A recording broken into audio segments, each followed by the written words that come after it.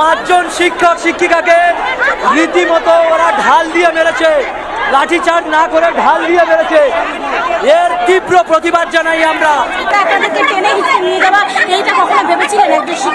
একদমই না, আমরা শিক্ষক শিক্ষিকা সম্প্রদায়, আমাদের জায়গাটা স্কুলে, আমরা কখনো স্বপ্নেও ভাবিনি যে এই সিচুয়েশনে এসে আজকে আমাদের দাঁড় করাবে। আমরা তো চুপচাপই অবস্থান বিক্ষোভ করছিলাম, আমরা তো এরকম ভাবে মার দাঙ্গার মধ্যে যাইনি। সকাল থেকে আপনারা তো দেখেছেন